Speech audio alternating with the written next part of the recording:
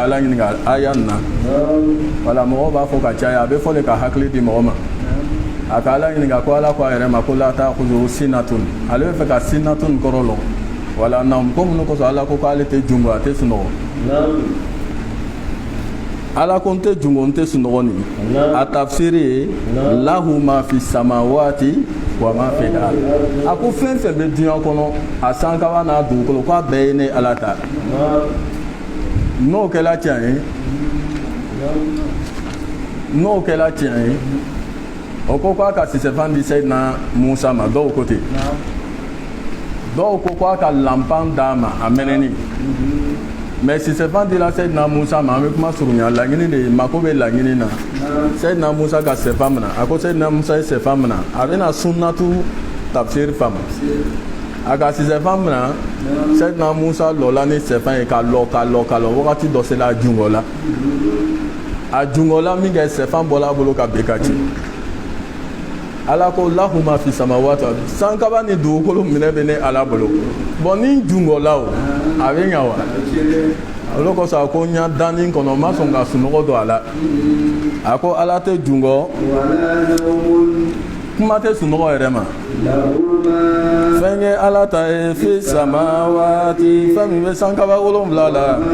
ani fɛn min fil ardi min bɛ dugukolo kɔnɔ jɔn kelen de bɛ o tigi a bɛ sogonali don mɔgɔw ye n'a ma kɛ bi iznihi n'a ma kɛ ni Ala y'a jɛn ye o kɔrɔ ye mɔgɔ si yɛrɛ tɛ se ka foyi ɲa ni Ala y'a jɛn tɛ Ala bɛ lɔnni kɛ fɛn na fɛn min bɛ silamɛw ɲɛ walima fɛn min bɛ danfɛnw bɛɛ ɲɛ ani fɛn min khalfahu fɛn min b'o ye diɲɛ kɔnɔ yan ni lahara Ala de b'a bɛɛ lɔn danfɛnw yɛrɛ tɛ balaminɛni kɛ foyi la Ala yɛrɛ y'a lɔnni na m'a fɔ ni fɛn ye sa'a fɛn min lɔnni diyala Ala ye Alahu Taala ya kɔrɔsiw yiriwala as-samawati ka dugukolo bɛɛ ka sankaba 7 datugu wala arada ani dugukolo ninnu bɛɛ lajɛlen kɔrɔsili o man gbɛlɛ Ala ma walima a t'a degu ale Ala dɛ masa kɔrɔta ni no Ala azim kɔrɔta masaba ma an bɛ fɛ ka min fɔ mɔgɔw ɲɛna i kɛla mɔgɔ sugu ye i jija i ayatul kursi kɛ hali n'a kɛla siɲɛ kelen voilà Ala tɔgɔ siraw an t'o ma olu lɔnbagaw bɛ yen an t'o ma n'o tɛ mɔgɔ minnu bɛ ayatul kursi dɔn an ka mɛn an karamɔgɔ fɛ ko karamɔgɔ Mikael ko ni se tun b'ale ye ale tun bɛ ayatul kursi a yɔrɔ nin a b'a bɔ k'a bila kɛrɛfɛ ni sera i b'a lɔn ko fɛn dɔ bɛ yan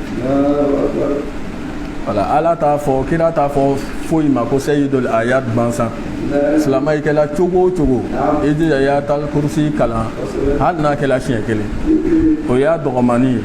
n'o tɛ mɔgɔ min bɛ ayatul kursi kalan dayiman a bɛ fɔ fɛn minnu ma ko kasara diɲɛ kɔnɔ a man teli k'i sɔrɔ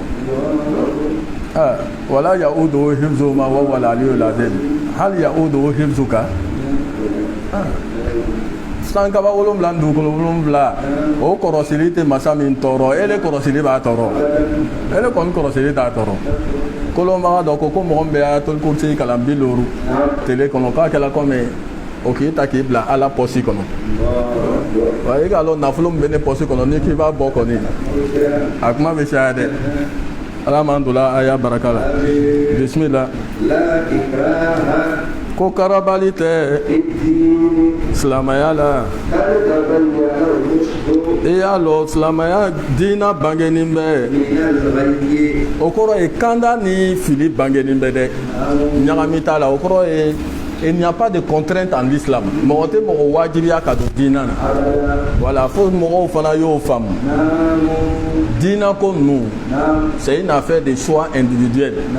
c'est une affaire de choix personnel c'est-à-dire silamɛya diina mɔgɔ bɛ don a la ka sɔrɔ a ka di ye de n'i donna a la ka sɔrɔ a ka di ye tu es obligé d'être conforme aux règles et aux règlements de l'islam. Voilà, quand on accepte d'être musulman volontairement, on doit accepter d'être conforme aux règles et aux règlements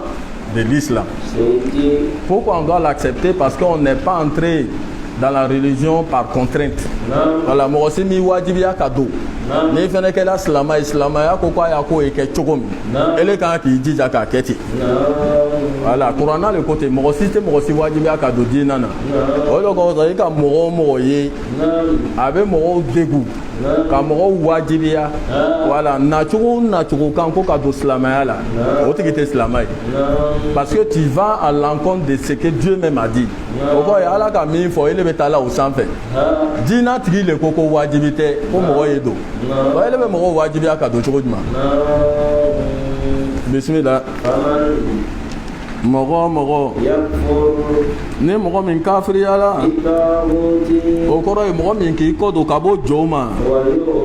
ka ban ka limaniya Ala la e y'a lɔ o tigi ka minɛni kɛ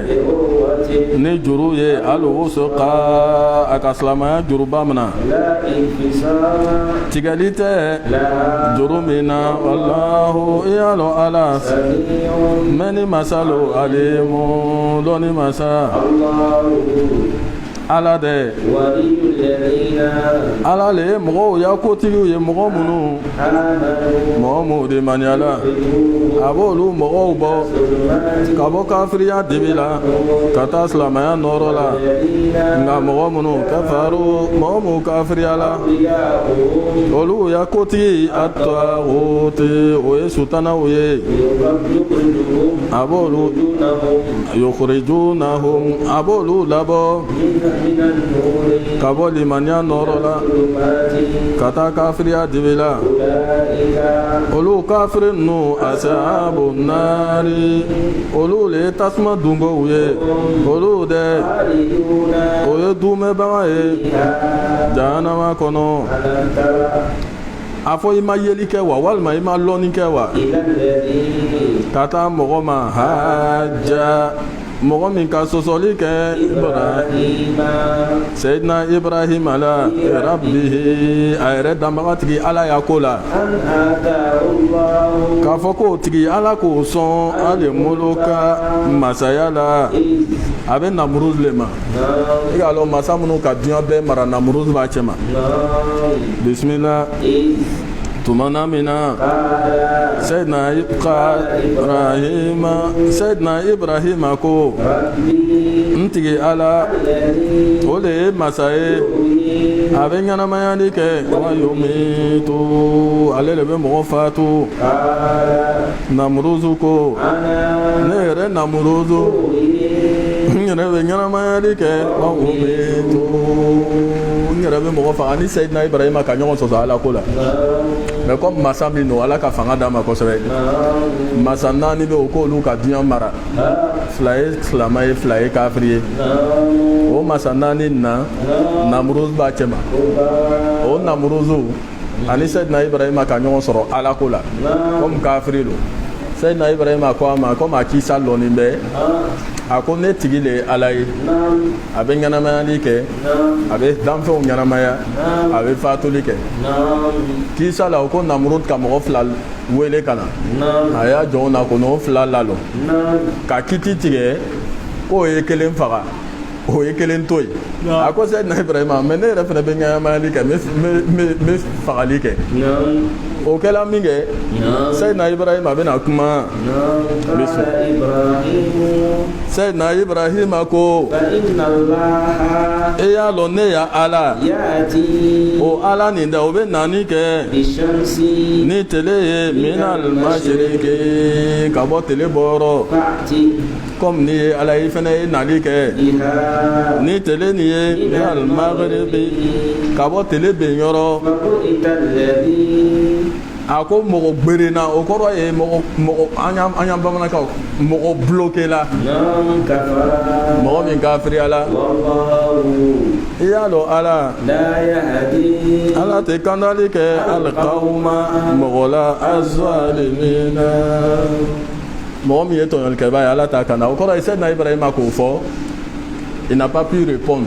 Parce qu'elle était qu'à télé bon télé la canana et corona. Donc auquel a minga faboui ta l'aise de kafara. Au Coran, il a perdu le sens de la parole. Au Europe, bella, maseka kumatru. Et puis, minga kabako ya kela jamanyana. Oleg belayala.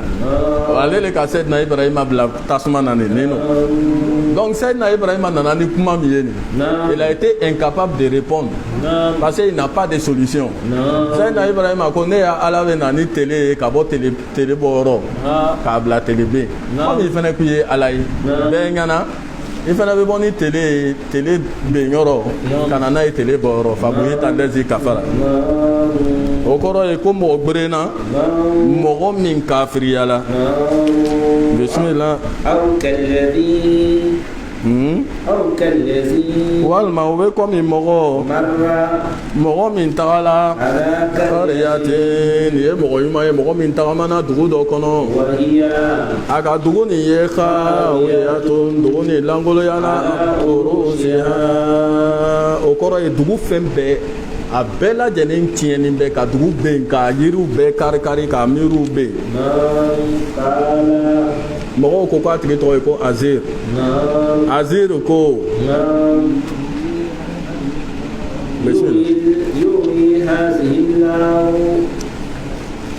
a ko kala a tigi ko yuhuyi ala bɛ ɲɛnamayali kɛ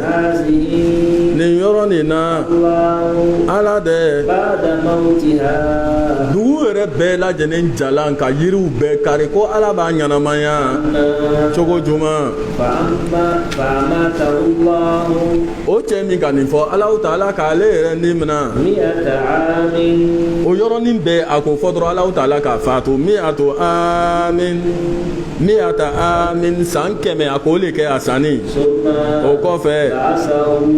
Alahu Taala k'a lakunu ala ko a ma walima mɛlɛkɛ dɔ ko a ma i lɔni to la k'i ka wagati joli le kɛ yan Azir ko ko nka wagati min kɛ tile kelen o ba'da yawmin walima tile kelen ni dɔɔni o tigi ko a ma o to yen i ka wagati min kɛ i ka san 100 le kɛ nin yɔrɔ nin na filɛli kɛ ka taa i ya dumuni ma ani i ya min fɛn a si ma bɔ a cogo la filɛli kɛ ka taa i ya fali ma ne Alahu Taala bi ni le ya koɲa nin kɛ tagasilifɛn ye k'a kɛ tagasilifɛn ye filɛli kɛ ka t'i ya fali kolow ma ne Alahu Taala bɛna ɲɛnamaya kɛ cogoya jumɛn ni dɔrɔn a bɛ fɛ ka ala ya setigiya le fɔ mɔgɔw ye o kɔrɔ ye ale taara dugu dɔ sɔrɔ dugu nin bɛɛ tiɲɛna ka dugu ja ka dugukolo ja ka yiri bɛɛ ja ka yiriw bɛɛ ben. Mais lui-même il s'est posé la question ala ko k'a bɛ ɲɛnamayali kɛ a bɛ ɲɛnamayali kɛ cogo jumɛn a bɛ comme Seydina Ibrahima fana i bɛna s'a ma a ko kɛ dɔrɔn ala k'ale Dieu veut lui prouver voilà comment lui donne la vie ala bɛ fɛ k'a yira la dɔrɔn ale bɛ ɲɛnamayali kɛ cogo min o kɛla dɔrɔn ala k'ale yɛrɛ ni minɛ san 100 ka tila k'a lakunu sur place mais san 100 ala ye se ka mɔgɔ faatu san 100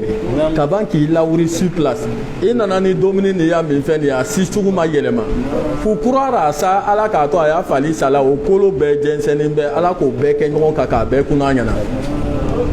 i bɛna n'a lɔn ko ala bɛ se ko la dɛ voilà fo silamɛw y'a lɔn k'a fɔ ala bɛ se ko la n'a ma min kɛ don min na a m'a kɛ de a n'a tɛ se tɛ kelen ye dɛ bisimila.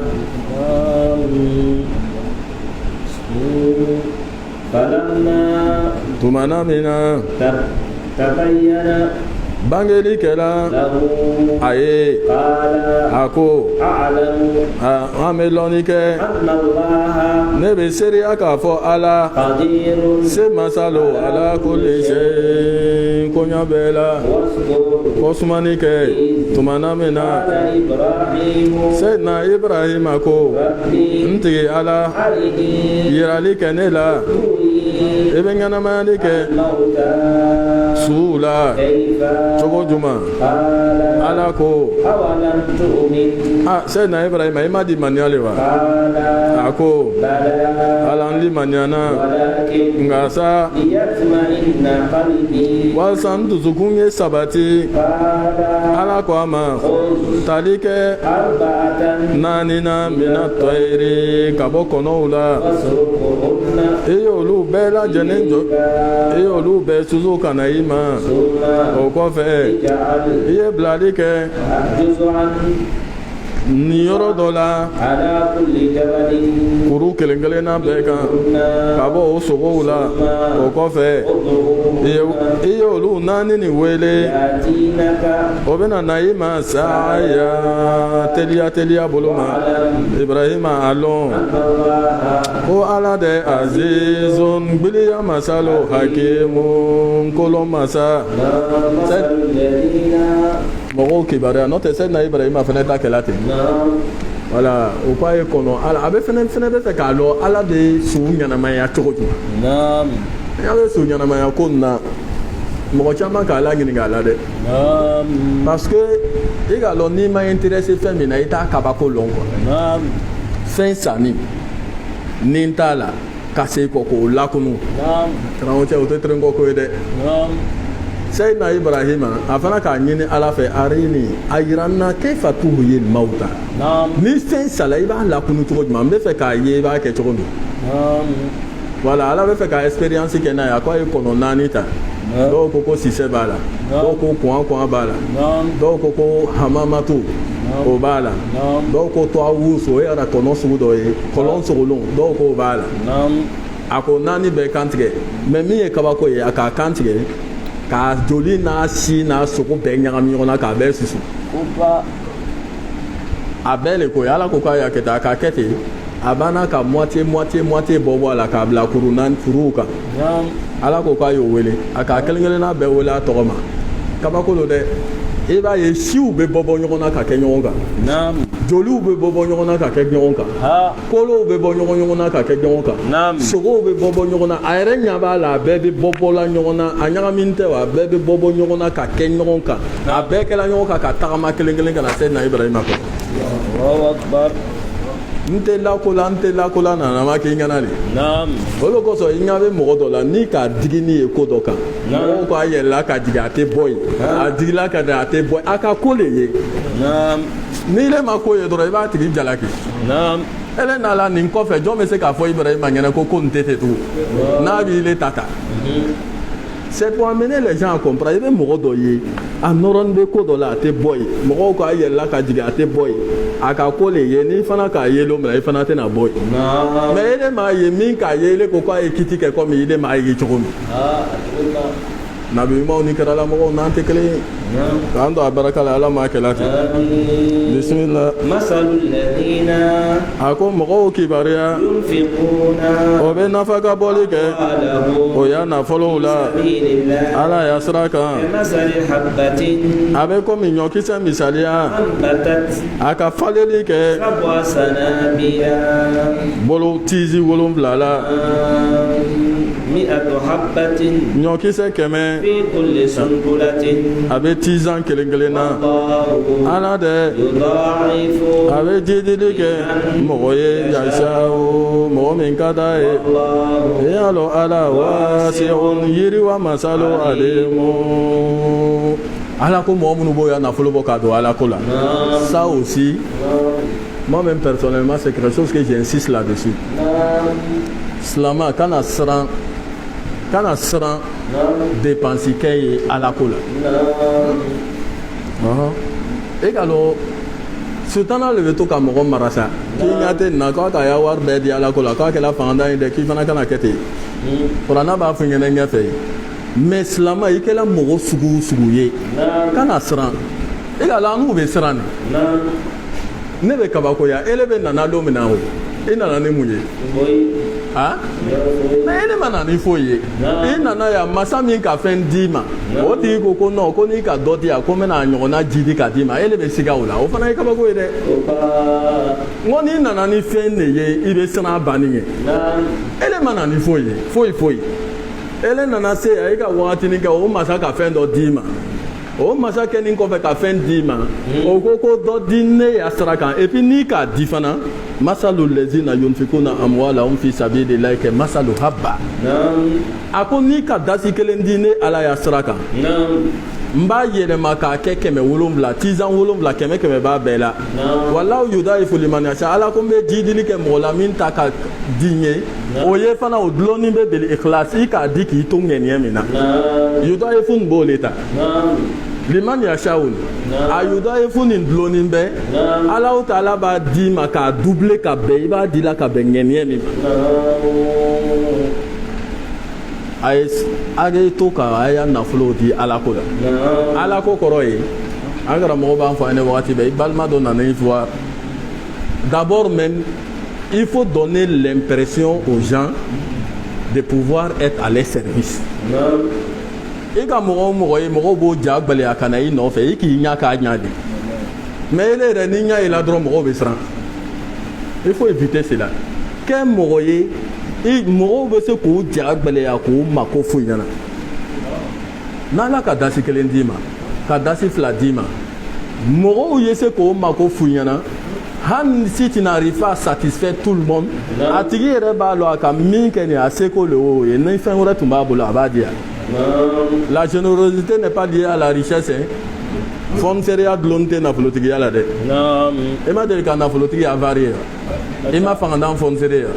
voilà silama kan k'i jija ka kɛ fonsere le ye i seko dan n'i taara fonserew y'a fɛn filɛ ala ka place min di waliyu ma a b'o le di fonsere ma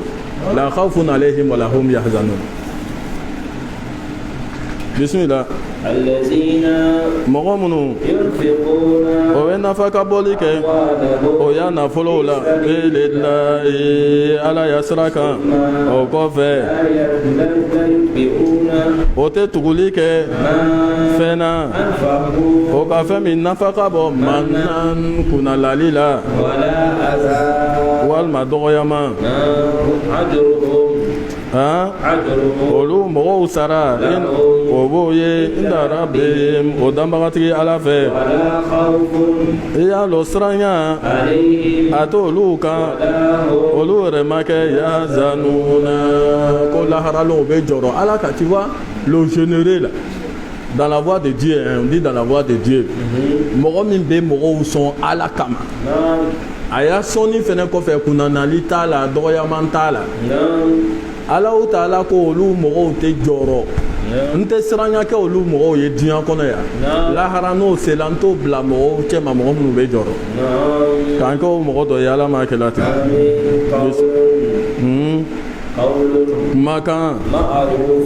kumakan ɲuman ani labilali ɲuman o ka fisa ka tɛmɛ saraka kan kunnalali walima dɔgɔyaman bɛ saraka min nɔfɛ i y'a dɔn ala ghaniyun kari masalo halimu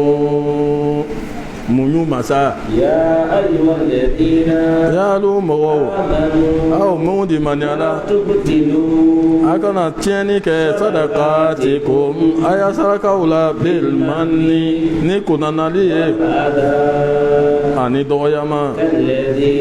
a bɛ komi mɔgɔ min yunfiqu malahu a b'a ya wari di riya annasi yɛrɛ yira kama ala kumana ya dɛ wala yu'minu a tɛ limaniya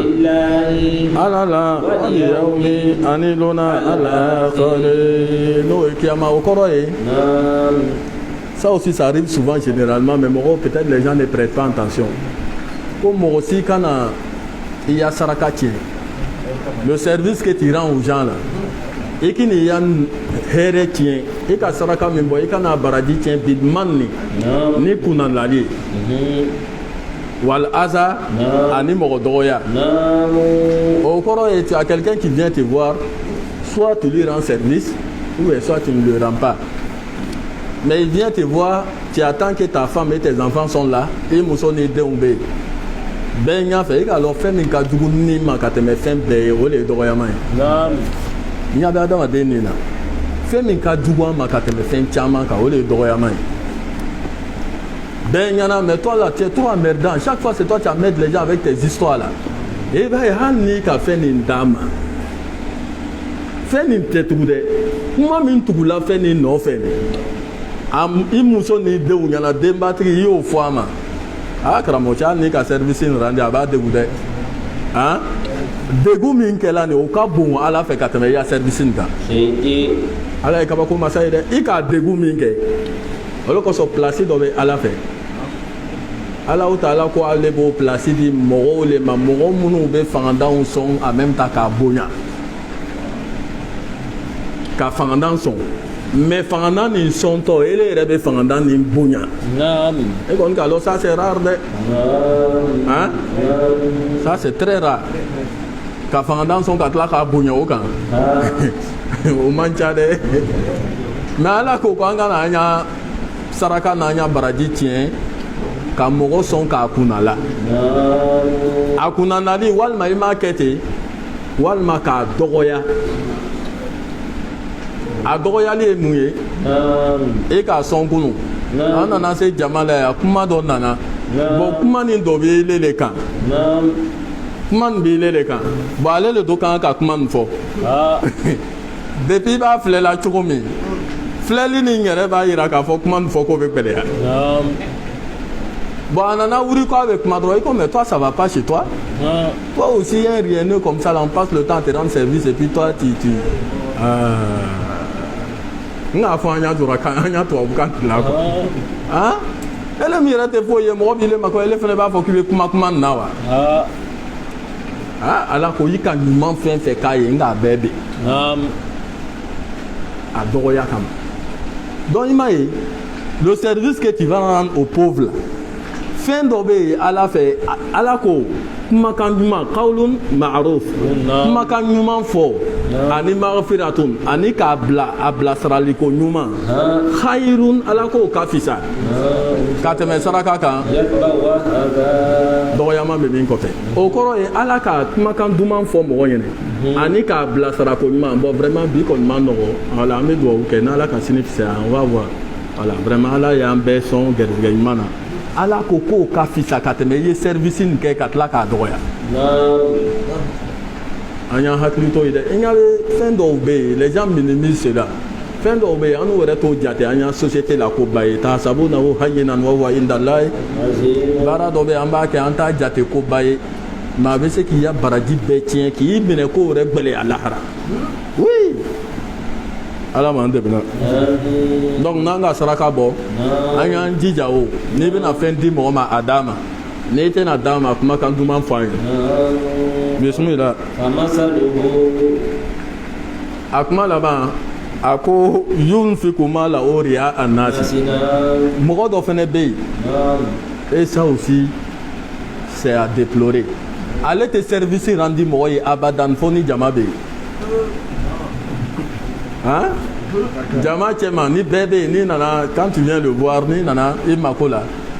voilà et puis à 10 ans et alors jama be se ka ke e be se ka fendi mo ma ka so jama ba bo kalama a to fe de non à 10 ans jama ya lo ka fo ka le be ninkela ri a anas fo mo ya lo ka le be ninkela ile ala ko ki kana oke ko ba se ni ko ke non seulement été baraji soro et puis la haraï ka ke kumi kama ne ala bi mena li anna ri'a shirkun asghar engawe mo te yere ira jatelate yere ira e flanka fo ya fitinine okay flanka fo ya fitinine do yere ira mo ni be to ki yere ira ele fi ika service ni na fe chogo ata di ma fo na tala nyon soro jamana rendre service discrètement au cas belale ma dunya ko be slama kan ki dija kanu boy jogo la ala ko ni mɔgɔ min b'a kɛ a y'a jumɛn de tugun b'a la i ka ye mɔgɔ b'a kɛ la yu'minu a tɛ limaniya a lan tɛ ala la le ani lon ala fɛrɛ a lan tɛ kiyama la ani ala la o de kosɔn o de b'a jagbɛlɛ a ye to k'a kɛ o tigilamɔgɔ misaliya bɛ komi kuru belebele dɔ cɛncɛn ale i ka dɔn ni kuruba dɔ bɛ yen cɛncɛn b'a sanfɛ tu as l'impression que c'est une terre fertile a bɛ k'i le kɔnɔ ko dugukolo ɲɛnama don k'a sɔrɔ cɛncɛn de bɛ kuru sanfɛ ala b'a tigi a misaliya le fɔ la ten ko sanjiba k'o kuru sɔrɔ a ka kuru nin to sɔlida cɛncɛn sanuma min tun b'a ɲɛfɛ kuru ka sanji k'a bɛɛ cɛ ka bɔ yen fo k'a to kuru dɔrɔn olu mɔgɔw tɛ se foyi la ka bɔ fɛn na kɛ sabu o tɛna sara foyi sɔrɔ lahara kuma nin ye misaliya de ye k'a yira o kɔrɔ ye i ka baara fɛn fɛn kɛ diɲɛ kɔnɔ yan n'i ya baara bɛ ten a kɛla komi ni bɔgɔ kuru cɛncɛn b'a sanfɛ ni sanji nana a bɛɛ tɛ yɛrɛkɛ wa ele ka baara bɛɛ bɛ kɛ ten lahara a bɛ taa kɛ komi i ma foyi kɛ i y'a dɔn ala tɛ kandali kɛ alikawuma mɔgɔw la alikafirina ala tɛ kafiri kanda nka mɔgɔw misaliya o bɛ nafa ka bɔ amwalahum o y'a nafolow la ala yɛrɛ jati ɲinini kama wata sebita ani baraji sɔrɔ minan fosihim o yɛrɛkun ye kɛmasali jannatin o misaliya bɛ komi nanko fɔrɔ min bɛ dugukolo kɔrɔ tani sanfɛ wabilum sanjiba k'o foro nin sɔrɔ a ka yiridenw di fɛn cogoya kalitew la hali ni sanjiba tun m'a sɔrɔ a tun b'a yɛrɛ sɔrɔ ni sanji misɛnnin ye i y'a dɔn ala yeli masalo bima fɛna ta'maluna a bɛ fɛn min baara ko a kelen kelen b'a nata wa ko nakɔ fɔlɔ dɔ i k'ale o tigi ye ka bɔ tamaro forow la ani yiridenw kɔɲɔw bɛ bori o dugu kɔrɔ ye o tigi ya jardin kɔnɔ yiriden cogoya o a bɛ jardin kɔnɔ o kɔrɔ ye fɔɲɔ gbɛlɛn k'o sɔrɔ k'a sɔrɔ denmisɛnw n'u ka dɔgɔ lahu o b'a tigi ye fa asabahul kibar o kɔrɔ ye kɔrɔya k'a tigi sɔrɔ asabahu kibar o tɛ kɔrɔya k'a tigi sɔrɔ walahu zuriyatun o kɔrɔ ye zuriya min b'a bolo o ka dɔgɔ den minnu b'a tigi bolo o ka dɔgɔ fa asaba isarun o kɔrɔ ye fɔɲɔ gbɛlɛn fa isarun fa isarun fɔɲɔ gbɛlɛn asabaha a ka nakɔ foro nin sɔrɔ tasuma o bɛ fɔɲɔ na a ka nakɔ foro nin bɛɛ jɛni ala ko n bɛ laŋɛnɛyamali kɛ ne ala y'a dalilu la mɔgɔw ye nin cogo na walasa yatafakkaruna walasa o bɛna taa nin bɛɛ bɛ kuma kelen de nɔfɛ o kɔrɔ ye i ka baaraba min bɛɛ kɛ duɲa kɔnɔ yan lahara ye taa se ka taa baara nin bɛɛ kɛ a bɛɛ lajɛlen tiɲɛna i ma foyi sɔrɔ wala kuma nin yɛrɛ laɲini y'o bɛɛ le ye bisimila yalo mɔgɔw aw m'o limaniyana a ye nafa ka bɔli kɛ fɛn ɲuman na kɛ sabu to a ka fɛn mun baara ani ka bɔ fɛn na ne ala ka fɛn min labɔ aw ye minal ardi dugumafɛnw na a kana ɲagamini ɲinimani kɛ alkhabisa yiriden tiɲɛniw na minnu ka bɔ dugumafɛnw na ko a bɛ n'o le nafa ka bɔ walastum aw yɛrɛ ma kɛ bi akhizihi n'a ɲɔgɔnna dili ma fɛn min ɲɔgɔnna dili ma n'i tɛ sɔn o la ko n'o kɛ saraka ye m'a fɔ ko a ye kumuni kɛ fihi n'a ɲɔgɔnna dili ma i bɛ n'i ɲɛ kumu a tɛ diya i ye ala ko k'i ko n'o kɛ saraka ye a y'a lɔn anna Allaha k'a fɔ ala qari masalu hamidu tando masa sutana dɛ a b'a lasu alfaqara sutana de b'a lasu ni fandanya ye a bɛ ban k'a ɲagamari ilfahashayi ni tɛgɛgbɛlɛnya ye Allah i y'a lɔn ala ya'idukum ala b'a lahiru jurɔmu yafa la ka bɔ a ya nafa ka bɔli na ani nafolo caman i y'a lɔn ala wasi'un yiriwa masalu alimu lɔnni masa ala bɛ dili kɛ kolon na an mɔgɔ la yasa mɔgɔ min ka d'a ye mɔgɔ ni dilikɛla ni ala ka kolon di mɔgɔ min ma i y'a lɔn dilikɛla ile ma hɛrɛ la kasira min ka ca alibabi mɔgɔ si tɛ taga sini ko na fɔ hakili dungɛ tugu n'o tɛ hikmata man yasha différence min b'an n'o ni fɔlɔmɔgɔw cɛ o de ye nin i bɛ se ka kitabu caman kalan i ka lɔn hunaka al-ilmu wa hunaka al-faham wa hunaka al-hikma a bɛɛ bɔn bɛ ɲɔgɔn fɛ al-ilmu mimu bɛ yen al-faham mimu bɛ yen al-hikam mimu bɛ yen a bɛ mim a fɛn saba bɔn bɛ ɲɔgɔn fɛ mɛ fɛn kelen tɛ al-ilmu ala ko wa ma utitum min al-ilmi illa qalila lɔnni yɛrɛ ala ko ma lɔnni caman d'a ma dɛ n ka lɔnni fitinin a sela lɔnni ma dɔrɔn ala ko fitinin a sela faham ma a ko fa fahimnaha nin ko nin a facɛ b'a lɔn mɛ lɔnni nin kɔnɔ n k'a faamuya di Sulayimana ma o de bɛ différence lɔnni ni faamuya cɛ e bɛ se ka mɔgɔ kalan fɛn dɔ la mɛ ele k'a kalan la mɛ faamuya dɔ b'a kɔnɔ ale b'o sɔrɔ ka tɛmɛ i kan o fana ni hikima tɛ kelen ye hikima o ye Alahu Taala yɛrɛ de bɛ o fɛn di ele yɛrɛ ma e m'a ko yu'ta al-hikmata o kɔrɔ ye an n'u bɛɛ lajɛlen bɛ nin kalan na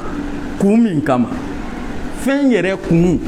ala b'o de f'u ɲɛna k'a sɔrɔ i ma fɛn nin kalan tu sais tout ce qui est écrit là n bɛ to k'a fɔ n ka intervention na tout ce qui est écrit là ce n'est qu'une orientation vers ce qui n'est pas écrit donc quand tu t'accroches à ce qui est écrit tu finis par perdre l'objectif qui est ce qui n'est pas écrit ça là ce n'est qu'une orientation i ɲa bɛ fɛn fɛn n'a sɛbɛla sɛbɛli fɛn ye k'i orienté o kɔrɔ ye k'i bila ka fɛn dɔ ɲini min ma sɛbɛ olu kosɔn mɔgɔ n'i nɔrɔla sɛbɛli la kojugu a sɛbɛnni bɛ le o k'a sɛbɛ sɛbɛli nin bɛ fɛn dɔ le maa bɔnna yan fɛ ye o ma sɛbɛ n'i le nɔrɔla sɛbɛli la dɔrɔn i bɛ fɛnw laɲini kɔ nabi ɲuman ni kɛralamɔgɔ ani mɔgɔ ɲumanw n'a k'a lɔn i dusukun ka ɲi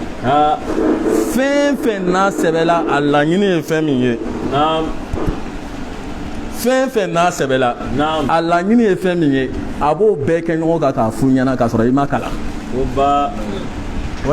kalan yɛrɛ bɛ ɲinina fɛn min nɔfɛ ale b'o bɛɛ kɛ ɲɔgɔn kan k'o f'u ɲɛna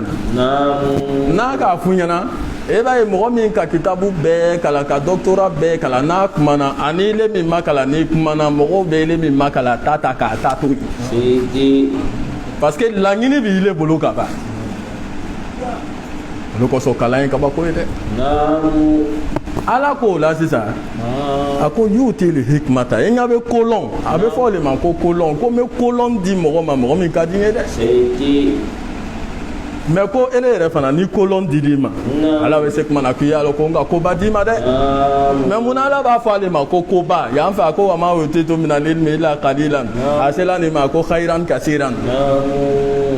yan ko hɛrɛ caman yan ko fitinin i t'a lɔ ko ko bɛ yen o de kosɔn mɔgɔw lamɛn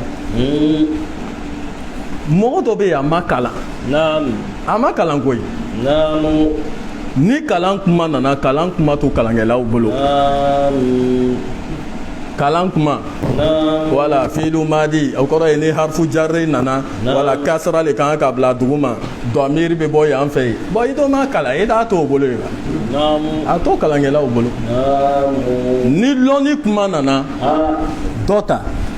prends l'essentiel et puis comprendre les autres dans les détails. C'est aussi simple que ça.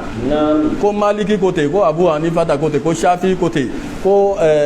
Ahmad bin Hanbal côté. Mais ni le ka Maliki ta o, ite mo to na to e wa. Ni ka baraka ni Maliki, e be mo fana fam, ni ka Shafi ni Abu Hanifa, e mo fam. Ni le be ka ko ya ka mo mi be sosoli ke dinana. C'est dit. Oui. C'est manque de compréhension. Quand tu as l'esprit ouvert, et ben il était sosoli miska lazarati à la kola. C'est dit. C'est pour cela que le musulman doit être quelqu'un qui a l'esprit d'ouverture.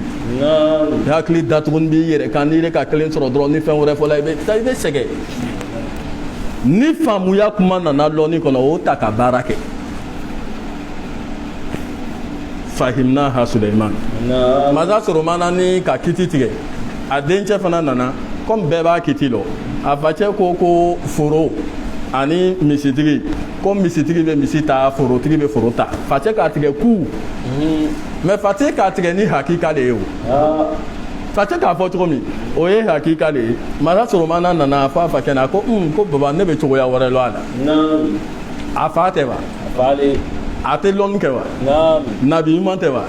kira te wa ma ka den la me a fate ko me solution nyuma bi le bolo a ka fate ma mais ala bɛ se kuma na dɛ ala kɛ ko ne yɛrɛ de ko faamuya di masa soromana a ko a facɛ ma forotigi bɛ foro ta misitigi bɛ foro ta forotigi bɛ misi ta forotigi bɛ misi a bɛ foro misitigi bɛ foro baara a y'a misi dɔ la ka foro tiɲɛ ka se niveau min ma ni foro sera o niveau ma pendant ce temps forotigi bɛ balo misitigi y'a misi nɔnɔ na yanni o wagati cɛ ni nin sera nin niveau ma nin bɛ nin ta di nin b'a ta ta nin b'a ta ta kiti kelen tɛ wa mais kuma fila ma na wa mais n'i sigila k'a filɛ est ce que dɔ nin o fa fisa ɲɛnajɛ la ni dɔ nin kɛ k'a sɔrɔ masa soroma dawuda k'a tigɛ kiti min na ale k'a tigɛ ni hakika de ye kolɔnbagaw ko n'i taara kiti nin filɛ i bɛ taa sɔrɔ foro n'i ka foro nin bɛɛ kan a bɛ bɛn nafolo hakɛ min ma n'i ka misi nin bɛɛ kan ɲɔgɔn kan a bɛ taa bɛn o hakɛ de ma net. Olo ko sala ko wa kullan atainahum hukman ilma me fa ka faamuya le funyana sisan an bɔla o la a nana se kira ma man bawul ilmi wal hilmi wal hikam e ma yala ma sɔn a ye kalan kɛ wa ala kira tun ka kalan kɛ a bɛ gbɛlɛya dɛ ka kalan kɛ komi tɔw ala tɛ sɔn parce que kalan yɛrɛ bɛ bɔ ale de la bon i bɛna taa kalan kɛ jɔn fɛ adamadenw cɛ i bɛna kalan min donc Allahu Taala ka kira yɛrɛ de kɛ hikima ye k'ale yɛrɛ kɛ kolon bɛ bɔ a la man bawo a bɛ bɔ ale yɛrɛ de la o de kosɔn a ka nabi ɲuman ni kiralamɔgɔ tɔ bɛɛ dan ala ko n'a ka kolon d'i ma an karamɔgɔ ka koba k'i ye dɛ ka hikima d'a ma ala m'o kɛ la et puis min ye kabako ye n'a k'a d'i ma domaine fɛn fɛn na e bɛ fara o domaine mɔgɔw y'a kotigi kan hali n'a k'a d'i ma mécanicien ya la karamɔgɔ cɛ kabako don e b'a ye a bɛɛ bɛ mécanique patron min k'i kalan yɛrɛ ye i b'a ye ele bɛ fɛn dɔ fɔ an ɲɛna baara nin na a bɛ kabakoya de hikima bɛ ten de ni ala k'a d'i ma domaine min na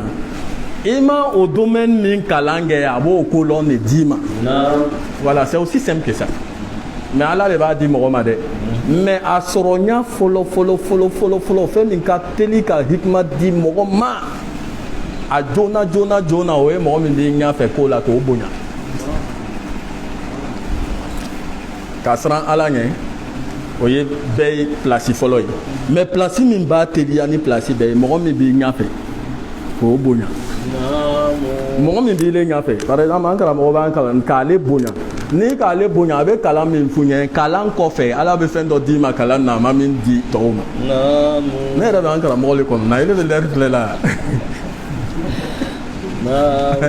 bisimila i ɲɛna an tɛna sɔrɔ wa ne t'a sɔrɔ ko kɔ ko ye voilà n bɛ kɔn k'o f'a ye ne nana sigilen dɔrɔn ni an karamɔgɔ bɛ na ni ka fɛn fɛn nafaka bɔ nafaka la walima i ka fɛn min laɲini bɔli la e y'a fɛn maraniw la e y'a dɔn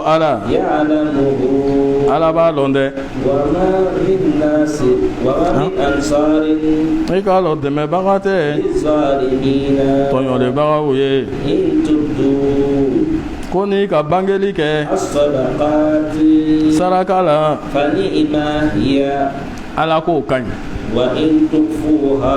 nka n'i k'a dogo k'a di fangandaw ma o dogoli ni khayrun o de hɛrɛ ka ca aw ye o kɔrɔ ye n'i ka saraka di mɔgɔ ma d'une manière apparente qui fait un sacrifice d'une manière apparente mais a ditɔ ele laɲini tɛ ko mɔgɔw y'a ye mais a bɛ circonstance min na n'i bɛna di nin fɔ a ye yeli ala ko baasi t'o la e k'a dɔn o fana ni yɛrɛ yira tɛ kelen ye ka fɛn di mɔgɔ ma a ditɔ mɔgɔw y'a ye mais ton intention n'est pas que mɔgɔw y'a ye mais a bɛ situation min na ni k'i b'a di fo mɔgɔw y'a ye voilà ala ko baasi t'o la mais a ko ni k'a dogo ka taa di fa wa ala ko k'o hɛrɛ le ka bon ka tɛmɛ dɔnni kan voilà donc ala bɛ fɛ ka min fɔ saraka dili la a fila bɛɛ ka ɲi mais dɔ hɛrɛ ka bon ni dɔ ye bisimila ala bɛ jɔsili kɛ a y'a baara juguw la ka bɔ aw ma e y'a dɔn ala kibaruya masalo ma fɛn na ta'maluna a bɛ fɛn min baara olu mɔgɔw y'a kanda muhamadu t'i kan dɛ k'i n'i yɛrɛ degun ni kafiriw y'a kanda baliya ye e y'a dɔn ala ala bɛ kandali kɛ mɔgɔ la yasa'u mɔgɔ min ka d'a ye a bɛ fɛn min nafa ka bɔ min khayrin a y'a nafolow la a hɛrɛ y'a yɛrɛ ta ye a bɛ fɛn fɛn nafa ka bɔ m'a fɔ ala yɛrɛ ɲada ɲinini kama a bɛ fɛn fɛn bɔ nafolow la a bɛ na sara a barajiw la k'a d'a ma k'a sɔrɔ hali la tuzlamuna a baraji bɛ dafa k'a d'a ma a tɛ tɔɲɔ foyi la e y'a lɔ saraka o ye fangandanw ta ye nka mɔgɔw mɔgɔ minnu k'o yɛrɛ di fi sabilillahi ala ya sira kan olu mɔgɔw ma se darban tagama na fil ardi dugukolo kan kolonbaliw b'olu ko jate agniya setigiw ye mina ta'affufi yɛrɛminɛ kama olu bɛ lɔn bisimahum n'o yɛrɛ cogoyaw ye o tɛ dalili kɛ annasa o tɛ fɛn ɲini mɔgɔw fɛ yɛrɛminɛ kama a bɛna fɛn minnu nafa ka bɔ khayrin hɛrɛ la fa inna Allah e y'a lɔn ala lɔnni masalo bɛ ni a y'a nafa ka bɔ de e ka lɔn nin yɔrɔ nin mɔgɔ minnu ko ya baara bɛɛ bɛn ala ko baara ma a bɛ mɔgɔw kalan walima alimami na a bɛ mɔgɔw seri walima a bɛ taga sira min na a bɛɛ ye ala ko o kɔrɔ ye magasin t'a fɛ a tɛ baara wɛrɛ kɛ a tɛ foyi foyi kɛ ale y'a ko bɛɛ bɛnnen bɛ ala ko de ma a ko olu mɔgɔw n'a bɛ sɔnni kɛ n'a bɛ nafaka bɔ a ye dɔ d'o ma mais o kɛnin bɛ k'o yɛrɛ minɛ min kɛ o tɛ dalili kɛ a bɛ kɛ mɔgɔ dɔw kɔnɔ ko se b'o ye kuranna b'o de fɔli ɲɛna k'a sɔrɔ o lɔnnin bɛ bisimahum n'o ya baara kɛcogow ye n'o yɛrɛ cogoyaw ye nin bɛ madarasa le kalan bon de bɛ yan nin bɛ tagama ka na mɔgɔw kalan baara wɛrɛ t'a fɛ ni denmisɛnw kalanw tɛ mais ele yɛrɛ t'a lɔn ko se t'a ye mais comme a tɛ dalili kɛ ko a bɛ kɛ juhala o mɔgɔ minnu tɛ kɔrɔsili kɛ a bɛ k'o kalama ko se de b'a ye parce que a kɛlen bɛ k'a yɛrɛ minɛ ka bɔ dalili ma ala bɛ fɛ ka min fɔ dɔrɔn an y'an jija k'an hakili to olu mɔgɔw la a y'a alimami n'a y'a karamɔgɔw mɔgɔ minnu bɛ mɔgɔw kalan a n'o bɛ mɔgɔw lase ni se wɛrɛ t'o ye bisimila mɔgɔ minnu o bɛ nafa ka bɔ amwalahum o y'a nafolow la su kɔnɔ wa nahari ani tile gundo la wa alaniya ani bange la olu mɔgɔw sara o b'o ye o damaga tɛ ala fɛ siranya t'olu mɔgɔw ma olu kan olu yɛrɛ ma kɛ yazanuna k'o bɛ jɔrɔ lahara mɔgɔ minnu o bɛ dumuni kɛ riba mɔgɔ minnu bɛ riba dɔn olu tɛna wele m'a fɔ i n'a fɔ mɔgɔ bɛ wele i n'a fɔ jinɛ sitana kɛ nin bɛ ka don mɔgɔ min na mansi k'a kɛ komi jinɛ sitana ka mɔgɔ min minɛ ni fa bɛ laharalon ko riba dɔnbaga bɛ wuli comme bon ni k'a fɔ épilepsie bɛ mɔgɔ min na la i b'a faamu wala n'a wulila a bɛ benbe a tɛ se ka tagama i n'a fɔ jinɛ donni bɛ mɔgɔ min na ni jinɛ donna mɔgɔ la an fɛ a bɛ kɛ cogo min ko lahara mɔgɔ min bɛ riba dɔ bɛ wuli ten o min filɛ nin ye k'olu mɔgɔw o ko e y'a lɔ feere mislo riba ko ani riba bɛɛ ye kelen k'a sɔrɔ ala ka halalali kɛ albeya sanni feere la a ka haramuyali kɛ riba la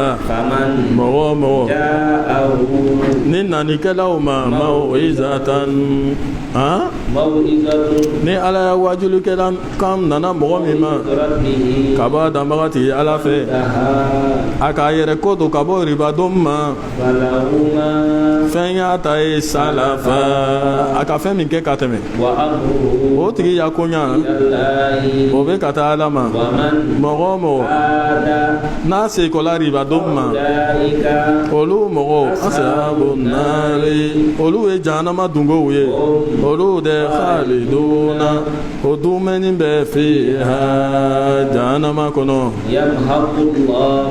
ala bɛ jɔsili kɛ riba nafolo baraka bɛɛ ala b'a bɛɛ jɔsi ka bɔ yen ala bɛ sabatili kɛ sadakati nafolo ɲumanw ala b'olu jidi i y'a dɔn ala ala tɛ kanuni kɛ kafiri kelen kelenna bɛɛ la a simi jurumutɔ riba ko nin fana kuma ka ca dɛ riba kuma ka ca n'an b'a surunya wala riba ye mɔgɔ ye na fɛn ɲini fɛ il vient te voir pour la somme peut-être de 50 000 francs a ko n bɛ wagatan juru ɲini na i fɛ i ko n bɛ wagatan d'i ma mais n'i b'a sara i b'a sara wagatan fila bon comme la personne est dans le besoin voilà a tigi mako b'a la fo a ye o de sɔrɔ ka taa mako kɛ a ka wagatan ni minɛ n'a nana wagatan fila d'i ma wa fila min b'a kan o de ye riba ye mɔgɔ o mɔgɔ n'i bɛ juru don mɔgɔ la avec intérêt o ye riba le ye voilà a faamuna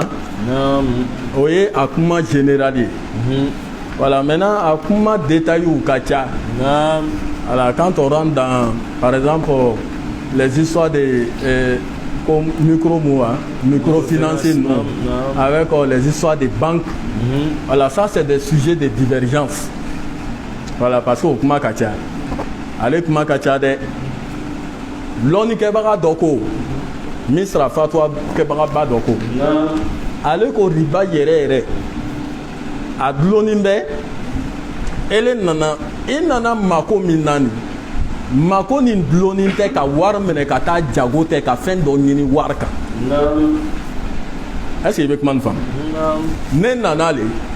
n mako bɛ 20,000 na mais 20,000 nin n t'a ta la ka taa fɛn dɔ kɛ ka tɔnɔ dɔ ɲini i ya wari kan. a ko n'i nana ko n ye 20,000 d'i ma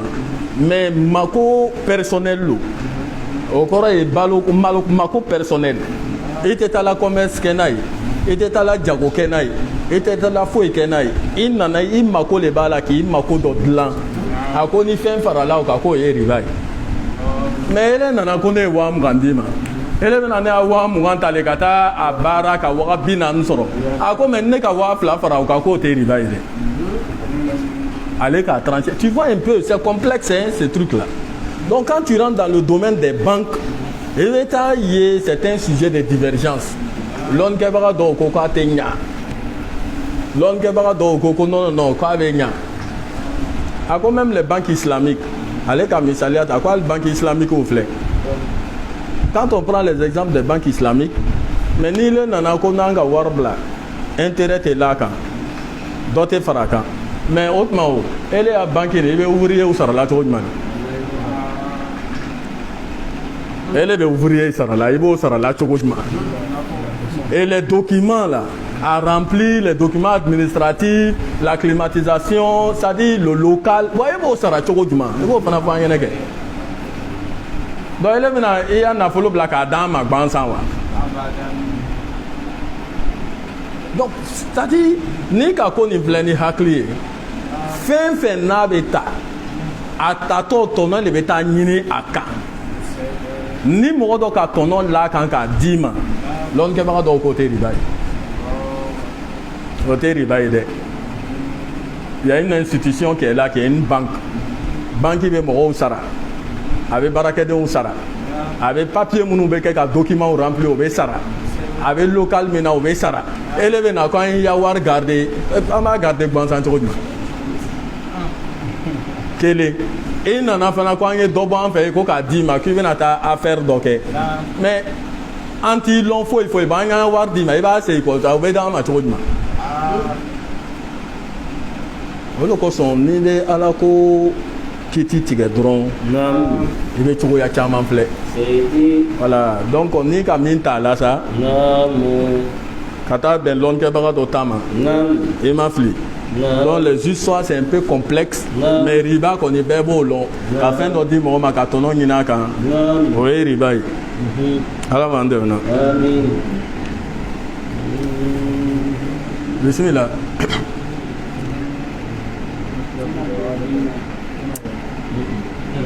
inna lezina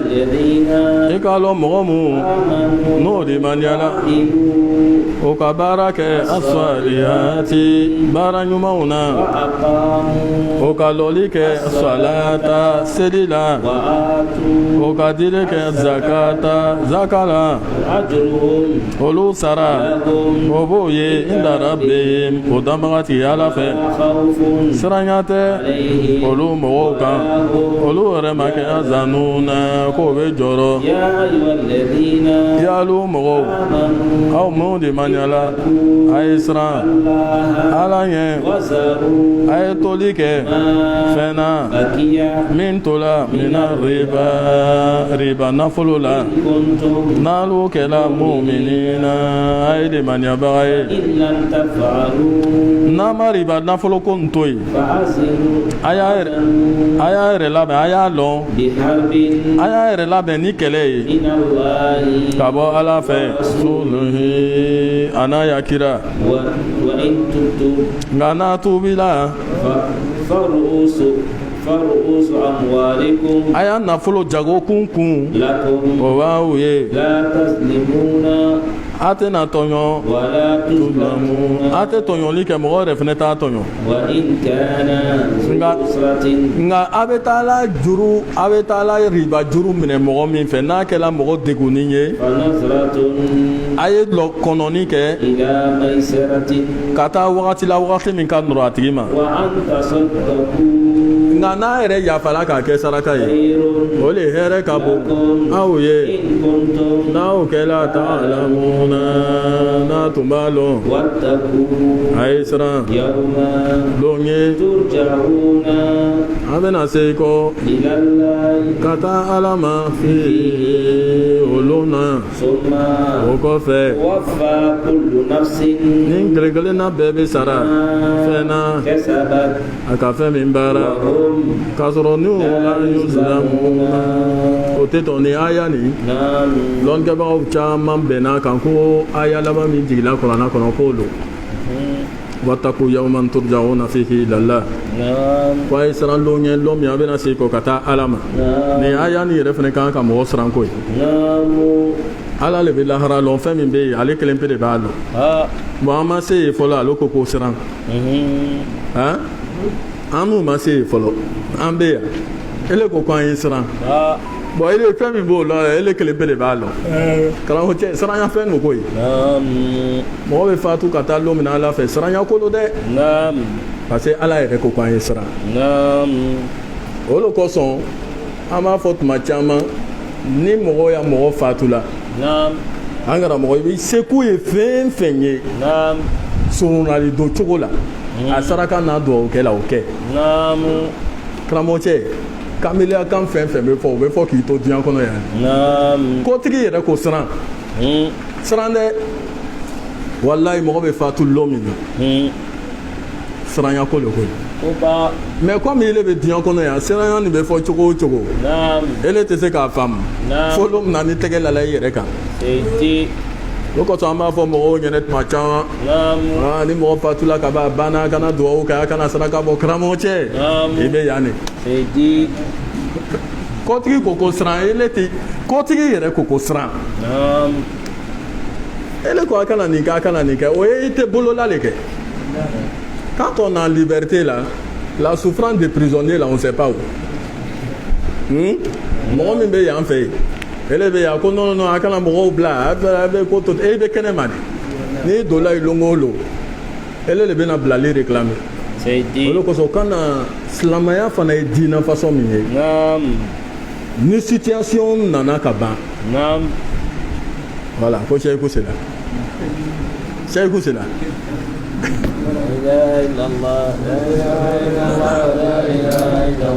n y'a fɛn bila yan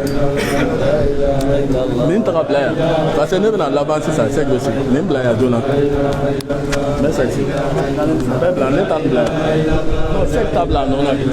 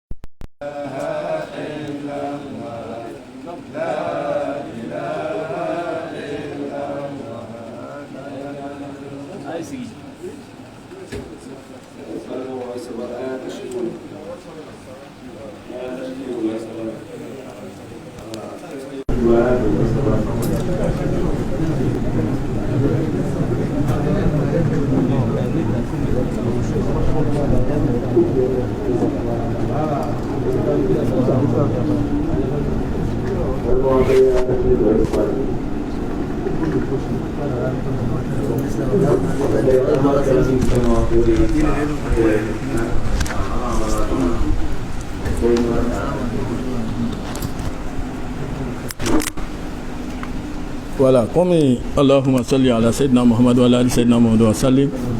Comme an ta nɔgɔya la, an tun bɛ yɔrɔ min wattaqu yawman turja'una fihi ila Allah. Ala ko bɛɛ lajɛlen ye siran. Voilà, silamɛ kan k'i jija apporter son assistance ni mɔgɔ fatu la i bɛ se k'a dɛmɛ cogo min a dɛmɛ ten. An y'an jija dugawu ni saraka ma dɛ mɔgɔw ya kuma caman to yen. N'o tɛ ni sela ye don min na i bɛna na lɔ fɛn min b'a la. K'a nɔgɔya an ma Ala m'o kɛ la. Wa hum la yuzlamun. Bismillah.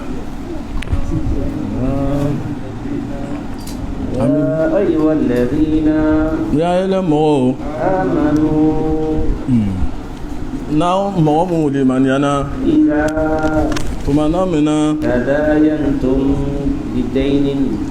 comme juruko kuma bɛ yen an bɛna o to comme an karamɔgɔ sera voilà ale bɛna na o yɔrɔw fɔ ka don a détail la wa assalamu alaikum wa rahmatullah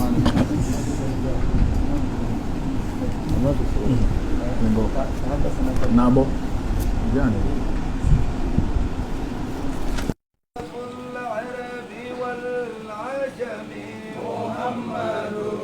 خير من يمشي على القدم محمد محمد محمد بن عبد الله محمد صيب الكرم محمد رسول الله محمد نبي الله محمد سعد الله محمد صهيب الزكي حافظ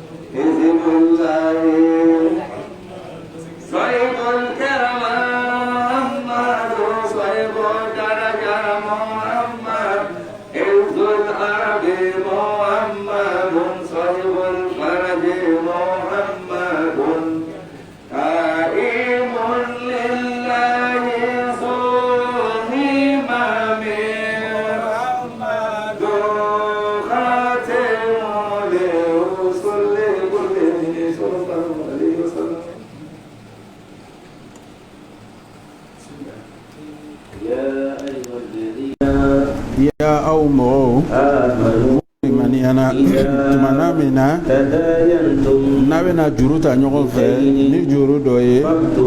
a y'a sɛbɛ katibun sɛbɛlikɛla ye sɛbɛli kɛ an ni ɲɔgɔn cɛ ni ladiliya ye sɛbɛlikɛla kana ban k'a b'a sɛbɛ komi ala k'a lɔnniya cogo min a ye sɛbɛli kɛ lɛzi mɔgɔ de bɛna kitabu kalan dayinu bɛ mɔgɔ min kan a ye sira ala ɲɛ a tigi ɲɛ a kana nagasili kɛ minhu ka bɔ juru in na foyi lajɛlen na a hako ni juru kɛra mɔgɔ kan a bɛ mɔgɔ min kan a ma ko faamu walama denmisɛn cɛkɔrɔba walama a tɛ se huwa ale tɛ se ka kalan kɛ waliyu a y'a ko tigi ka kalan ni ladiliya ye o ye seereya kɛ seere fila la a ka cɛw la ni fila ma sɔrɔ ni cɛ fila ma sɔrɔ cɛ kelen ani muso fila ka bɔ fɛn na taridawuna aw bɛ diɲɛ n'u ka seereya ma n'o sɔn kelen ɲinana kelen o bɛ sɔrɔ kelen bɛ na tɔ kelen hakili jigin dɔ wɛrɛ tɔ kelen wɛrɛ seerew kana ban tumana min n'o k'o wele a kana dusu gban k'a fɔ o tɛ a sɛbɛ a dɔgɔyala o kabira walama juru nin ka ca k'a taa wagati ma o sɛbɛnni dɛ o ladiliya tɛmɛna ala yɔrɔ o tile tɛmɛna seede ye o surunya tɛmɛna la tarta k'o tɛ siga إلا fo أن anta تكون akana ke تجارة fona kela jago حاضرة ni hadarunu be تديرونها abo mono بينكم ani ɲɔgɔn cɛ فليس جناح jodeku tɛ عليكم aw ma أن la لا taktubuha k'a t'o sɛbɛ وأشهدوا a ye seedeya kɛ tumana min na a ye feereɲɔgɔnya kɛ ɲɔgɔn ma ولا تضار كاتب sɛbɛnnikɛla ti tɔɔrɔ wala shahidu seede fana kana u tɔɔrɔ وإن تفعلوا an ko a ye min kɛ n'an ma sɔn k'o kɛ فإنه o bɛ fusukun فسوق bɔli dɔ dinana ni aw ye واتقوا a ye siran ala ɲɛ ويعلمكم الله ala bɛna aw lɔnniya والله ala de عليم lɔnni masa lo بكل k'olu شيء fɛn bɛɛ lajɛlen ye وإن كنتم ko n'a bɛna sanni kɛ نعم n'a bɛna juru ta ɲɔgɔn fɛ a bɛ juru sɛbɛn o de fɔla n'i nana k'i bɛna juru ta mɔgɔ fɛ e de mina na nin an bɛ papiye ta i bɛna juru min ta m'a sɛbɛn i bɛna 100,000 juru ta e de tɔgɔ o sɛbɛnni don ne tɔgɔ sɛbɛnni don wari min tala o sɛbɛnni don an bɛɛ bɛ ba k'a signé papiye b'i de bolo papiye bɛ ne bolo walama an bɛ mɔgɔ dɔ wele min bɛ se a sɛbɛn cogo la ale b'a kɛ ala ko a y'a kɛ dɛ n'an m'a kɛ ni min bɔla a la an n'u fɛ julaya la an n'an bɛ ɲɔgɔn na fo ka tɛmɛ non ko an bɛɛ ye kelen i fa ni n fa tun ka di donc foyi t'a la n'i nana n'a ye o lo n'i ma nana ne kɔni k'a la yɛrɛ tɛ ne trahi o ka waga 100 ɲini ka diya ma a san lore ni a ta sara la e de bɛna fɔ an nugu ɲɛna k'a tɛ juru sara faliɲɛ le juru t'a la parce que ala k'u y'a sɛbɛn a filanan ila an takuna tijaratun hadiran tudiruna fo n'a y'a sɔrɔ ne bɛ samara feere ne bɛ samara feere an bɛ sugu de la mɔgɔ dɔ nana samara qualité dɔ ɲini ne fɛ o tɛ ne fɛ mais o b'i le fɛ donc n bɛ bori ka taga i fɛ i y'a kɛ to samara in de a bɛ yen a di yan k'an bɛ juru sɛbɛn o la non hali n'an ma sɛbɛn o la problème t'a la an ma ta ɲɔgɔn fɛ mais n'o tɛ a ye juru sɛbɛn bisimila. وإن كنتم ala ko n'a o kɛla ala safarin n'a bɛ voyage la ولم تجدوا an ma sɔrɔli kɛ كاتبا juru sɛbɛnbaga la fa ruhunun o tuma na tɔlɔmada de bɛ min ye minɛfɛn ye فإن أمن بعضكم ni a dɔw limaniyana dɔw ma dɛ fali adi lɛzi mɔgɔ ka dili kɛ اؤتمن o ye limaniya ta a ka diina limaniya minɛ a ye sara ala ɲɛ min y'a tigi ɲɛ ولا تكتموا a kana dogoli kɛ seedeya in na mɔgɔ min n'a ka dogo o tigi de asimun dusukun jurumintɔlu والله ala tɛ lɔnni masalu ni fɛn ye aw bɛ fɛn min baara لله ما fɛn bɛɛ ye ala ta fɛn bɛ sangabaw la ani fɛn min fɛn bɛ dugukolo la in to kutu n'a ye bangeli kɛ fɛn na min b'a a dusukun na ye aw to ko walama a ka dogo ala bɛna aw kibariya n'a ye dɛ ala bɛ yafa mɔgɔ ye min yafa jala ye a bɛ jangata kɛ mɔgɔ la min jangata jala ye ala de se masalo ala bɛ se fɛn bɛɛ la amana rasulu ala kira muhamadu limaniyana fɛn na o ka min jigi ka na ala kira ma ka b'a tigi yɔrɔ muminun fana o kelen kelen limaniyana o limaniyana ala la a n'a ka mɛlɛkɛw la a n'a ka kitabuw la ani kiraw la anw tɛ farali kɛ mɔgɔ kelen na kira ninnu na olu ko an k'a mɛn an sɔnna fana an b'i ka yafa ɲini ya an tigi ko bɛ kɔsegin ilayika ka taa yiri ala de ma ala tɛ doni ta ni se la fɔ ni bɛ se min kɔrɔ lahama fɛn bɛɛ a ye baara mun kɛ juru min b'a kan a ye baara jugu min kɛ y'an tigi i kɛna anw minɛ na anw ɲinɛna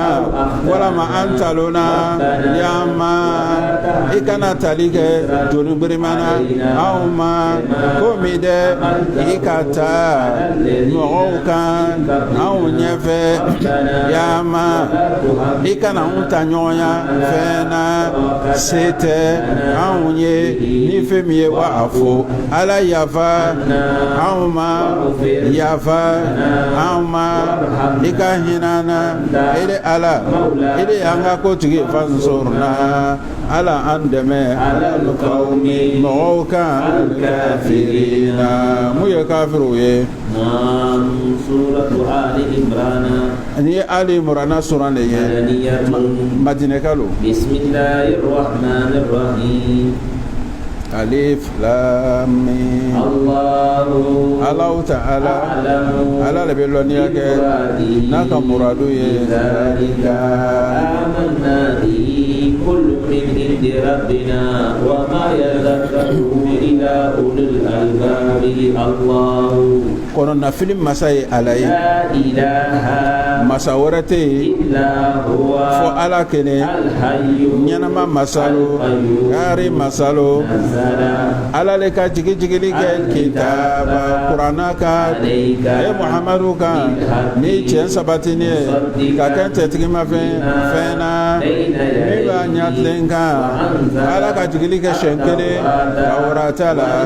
ani injila la ni jigili ɲɛfɛ ka kɛ kanda ye nasi mɔgɔw ye ala ye jigili kɛ kurana in na mɔgɔ minnu dɛ mun kafiriyala ala ka kuranna ayaw la jangata min bɛ mɔgɔ gbɛni a b'o ye ala de azi biriya masalu suntiqami a ka jangata ka jugu ala de foyi tɛ dogo ala ma dugukolo kan wala masangaba la ala masalu ala de bɛ aw sawuraya wolosow kɔnɔ cogo min n'a jala ye masasi tɛ fo ala fitigɛlɛ masalo hikima masalo ala de masalo a ye jigili kɛ siɲɛ kelen kitabu la ere muhamadu kan aya wolo aya hikima o hunna a b'o la olu de umul kitabi o ye kitabu ba ye dɔw wɛrɛ bɛ yen olu ɲagaminen bɛ mɔgɔ minnu dɛ jɛngɛ bɛ mun dusukun na olu bɛ tugu fɛn na min ɲagamina o ka bɔ kuranna in na fitina ɲinini kosɔn a tafsiri ɲinini kosɔn mɔgɔ si tɛ a kɔrɔ lɔ fo ala ni arabukan kuranna tafsiri a tafsiri dɔ bɛ yen n'i ma kalan i t'o lɔ kuranna tafsiri dɔ bɛ yen hali kalanna i t'o lɔ f'i b'o kalan kuranna tafsiri dɔ bɛ yen hali kalanna fana i karamɔgɔ yɛrɛ t'o lɔ fo kurɛsikaw yɛrɛ olu i n'i y'a kalan olu de bɛ n'o f'i ye tafsiri wɛrɛ bɛ yen o ye ala yɛrɛ b'o d'i ma o de kosɔn n'i ka kuranna filɛ a yɔrɔ dɔw bɛ yen i bɛ taa kan dɔ sɔrɔ yen arabu bɛ ye arabu dɛ mɛ kira bɔla yɔrɔ min na olu y'a kan bɛ yen suraka bɛ ye suraka kɛ o suraka ye arabu le ye mɛ kan dɔ b'o bolo ko hasaniya n'i m'o kalan i t'a lɔn bɔn arabu yɛrɛ fana Kurana jigila arabu mu ya kana o ba arabu kan fo mais ni arabu ma tafsiri ke ate Kurana lo nga arabu kan mo tato i ba lo ne fi ba kana ni Ibn Abbas ko asugu ka cha o lo ko so mo te Kurana lo aka mo do ya be Kurana lo non ate abe dolon voilà abe dolo mi yɛrɛ bɛ dolo ni n'ale taara dɔ kɛrɛfɛ yɛrɛ a tɛ foyi dɔn an fɛ Côte d'Ivoire yan an bɛ to ka kuma fɔ ka caya an fɛ Côte d'Ivoire yan karamɔgɔba dɔ tun bɛ yan mɔgɔw tun bɛ bɔ farafinna yɛrɛ ka na kalan k'a fɛ karamɔgɔba wɛrɛ bɛ jamana wɛrɛ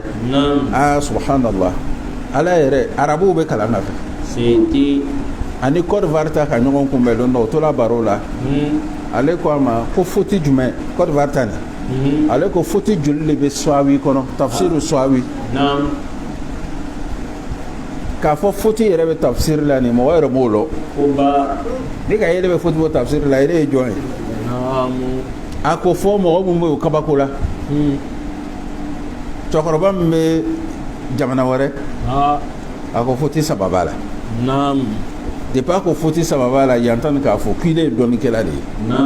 parce que mɔgɔ bɛna fɔ dɔrɔn ko tafsiri lo Swawi lo foti b'a la o mais yan tan ko ma ko i jija ko fila wɛrɛ bɛ yen lóru le ne le nin sigi sa ko n ka sɛbɛnni ye kuranna na i bɛna an fili de a foti fila kɔni bɛ yen o lɔnni don an bɛna se kelen ma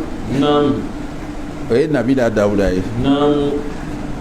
o ye foti le ye tafsiri kɔnɔ hali a bɛ nin yɛrɛ kɔnɔ o kuma nin ma sabati dɛ foti wɛrɛ fana bɛ yen tugun o ye ko Alakira sallallahu alaihi wasallam ka jɔnmuso ta ka taa yɔrɔ wɛrɛ dɔ y'a so kɔnɔ o y'a foti dɔ ye Seydina Yusufu ɲabɔla an ba Zalika fɛ a k'a kanu k'a bɛna tulonkɛ n'a ye foti de o bɛ se ka ɲɛ cogo di foti wɛrɛ o ka ca maa sɛbɛla o bisimila mais ala ko le la ko ne ka kuranna filɛ ko mɔgɔ dɔw bɛ yen olu tɛ foyi ɲinina kuranna na kuranna yɔrɔ min ka gbɛlɛn n'a bɛ mɔgɔw kun ɲagami olu bɛ taa kumaw de kan ka mɔgɔw kun sɛgɛn ala ko kuranna yɔrɔ dɔw o gbɛnnen don n'o ko ni mɔgɔ min kɛra kafiri i bɛ don jahanama na o ma gbɛ ya ni mɔgɔ min kɛra silamɛ i bɛ don alijinɛ na o ma gbɛ wa mais yɔrɔ min bɛ yen ni sɔsɔliw bɛ yen n'a ɲagamina mɔgɔ dɔw b'o de ɲini ala ko olu ye fitinakɛlaw le ye a ko mais warasikhuna wawu nin ye juma le ye naamu tɛ dɛ n ye ɲininkali kɛ wawu atu n'a kɛra atu ye o tuma na ala ko wawu atu kɔrɔ le ye arabukan na ko ani a bɛ fɛ k'o de fɔ sisan n'o ko Malik nana ani karisa nana o tɛ ya e de ka min fɔ n'a ko l'o ye ala ko mɔgɔ minnu bɛ yen n'olu bɛ tafsiri kɛ ka mɔgɔw mélanger k'olu tɛ mɔgɔ sɛbɛw ye ala ko mɔgɔ si tɛ kuranna yɛrɛ tafsiri lɔ fo ale ala warasikhuna n'a kɛra atu ye o kɔrɔ le ani mɔgɔ mun fana sabatila mɔgɔ mun sabatila lɔnni na olu fana b'a dɔn mais n ma sɔn i ta ma o i dun bɛ taga la wawu ni atu ni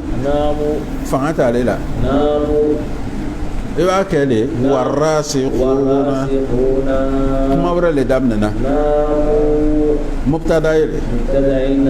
ala bɛ kuma wɛrɛ de fɔ la mɔgɔ mun sabatila fil ilmi lɔnni na olu de b'a fɔ manna anw limaniyana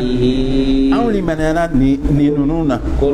kelen kelen bɛ min indi rabbina ninnu bɛɛ bɔla an tigi de fɛ wa ma yazakkaru mɔgɔ si tɛ taa se illa fɔ ulul albabi fo hakili dongo o kuma de ka bon ni wawu atu ye o le alif lam re alif lam mim kaf he ain sad alif lam mim sad ani sad qaf ibo koro ni muna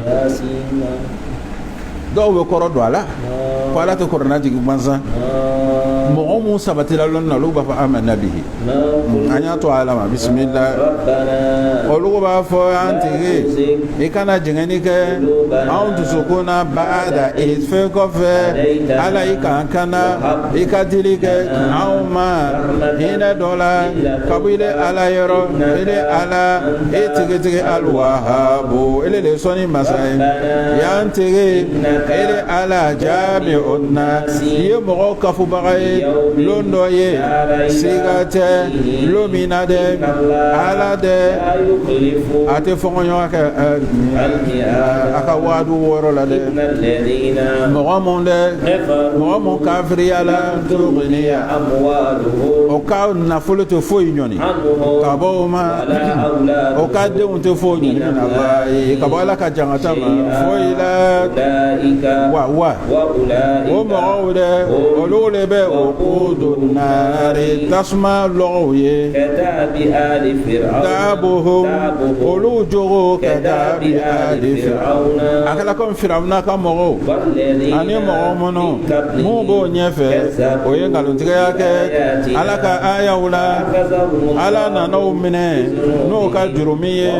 ala de shadidul iqabi ala ka jangata ka gbɛlɛ dɛ Allah ta'ala ko a fɔ Muhammadu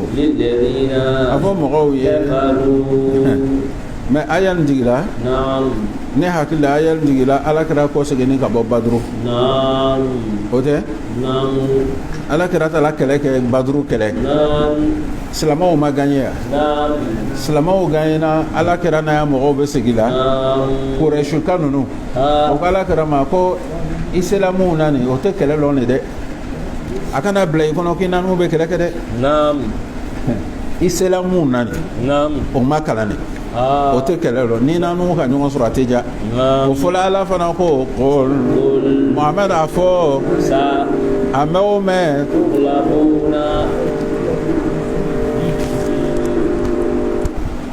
a mɛn o ma a fɔ ye ko tughlabuna buriya bɛ na kɛ aw kan o bɛ na aw sama k'a ka fɔ jahanama ka taa jahanama na fɛnsɛnyɔrɔ o cɛ juguya la i ka lɔn taasi kɛla aw ye jama fila la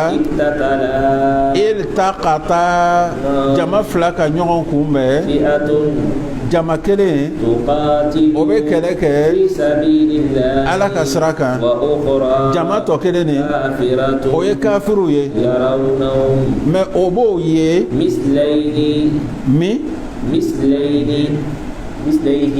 o b'o ye olu ɲɔgɔn an n'o ye mɔgɔ wagada min ye dɛ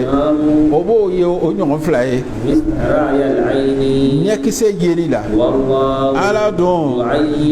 ala bɛ fɛ ka sɛmɛntɛya kɛ n'a ka dɛmɛ ye mɔgɔ la min jala ye taasi bɛ nin ko in na hakili donko ye an bɛna sama ɲɛfɛ baduru kɛlɛ tɛ silamɛw ka victoire sɔrɔ kɛlɛ min na ni bɛɛ nisɔndiyala a kɛla ka silamɛya yɛrɛ tɔ boɲɛ o kɛlɛ don bismillah shahawa o kanu ala ko masiri linnasi mɔgɔw ye minan nisa'i musow la walbanina dencɛbaw la walqanatiri nafolo caman na almuqantarati nafolo min bɛ kɛ ɲɔgɔn kan mina zahabi sanu na walfiddati waribɛ la walkhayli so la almusawwamati so mun cɛ ka ɲi walan'ami ani saga ni baw la walharsi ani foro la zalika ala ko an ka min fɔ nin mata'ul hayati dunya diɲɛ ɲɛnamaya damu le nin ye ala de husnul ma'abin laban yɔrɔ cɛɲi o ma ala yɔrɔ ala ko muso ka diya an ye ala ko muso ka di cɛw ye ni le nana fɔ ko muso man di ye voilà ile bɔla mɔgɔw la muso ka di mɔgɔ parce que mɔgɔ ma aya ni faamu naam hali ile yɛrɛ a ye kɛ i to komi cɛ tɔw voilà o bɛ ɲɛ n'i ye hakilitigi ye i bɛ fɛ ka den kelen kɔni sɔrɔ naam mais i cɛ ɲɔgɔn tɛ den d'i ma mais min b'a d'i ma sisan a ma diya i ye wa a bɛ diya i ye voilà ko nin bɛɛ tɛ ko i y'a kanu à 100%. naam mais muso nin bɛna ko dɔ s'i ma naam bon ni ele dun ka kɛ cɛ la cɛ tɛ kɔnɔ ta donc muso ka di ye o yɛrɛ fana kɔfɛ o fana yɛrɛ tɛ a ka di ye yɛrɛ yɛrɛ de ayi non an ye mɔgɔ le ye an ye ala ko ka bon ala ko ka bon o yɛrɛ de b'a diya ye o man izdada imanan yazdadu hubban linnisa o ka ca n'i y'a limaniya kɔni bɛ jidi muso bɛ diya ye ka taga de Allahu akbar ouais ni k'a ye muso bɛ goya la i y'a limaniya fana bɛ jigi la de muso ka bɔ mɔgɔ y'a filɛ limaniya mɔgɔ t'a la n ko place ko lo muso joli de tun bɛ yakira fɛ a ma ban ka f'i ye ko muso ka di n ye wa ele ka fisa ni ala kɛra ye wa voilà diɲanya ni caman bɛ yen kamalen de ka muso furu ani cɛkɔrɔba ka muso furu tɛ kelen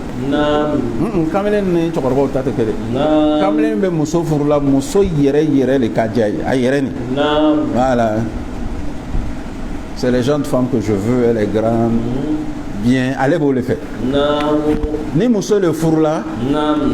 den bɛ jigin a kɔnɔ n'o tɛ an min furula den ko t'a la o hali mun sigilen bɛ yan est-ce que a ka muso furu den de kama ni den ko lo i tun b'o sɔrɔ muso de ka di ye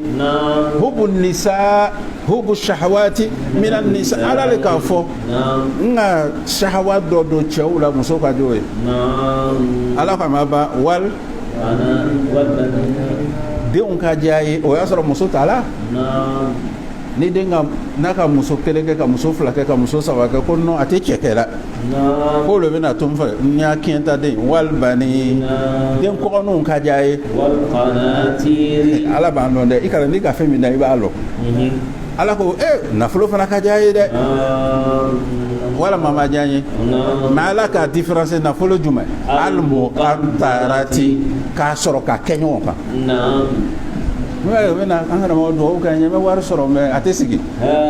mais ni ka sɔrɔ i ma dumuni kɛ i ka dumuni kɛ i ka ji min a banna de ni i mako nana i b'a ko non k'a tɛ sigi la ala ka min fɔ f'o ye kɛ ala ko wari k'a diya ye o dɔrɔn tɛ dɛ al-muqantarati a bɛ fɛ k'a sɔrɔ k'a bila i bɛ da yɛrɛ ka filɛ miliyɔn tan bɛ yan miliyɔn 20 bɛ yan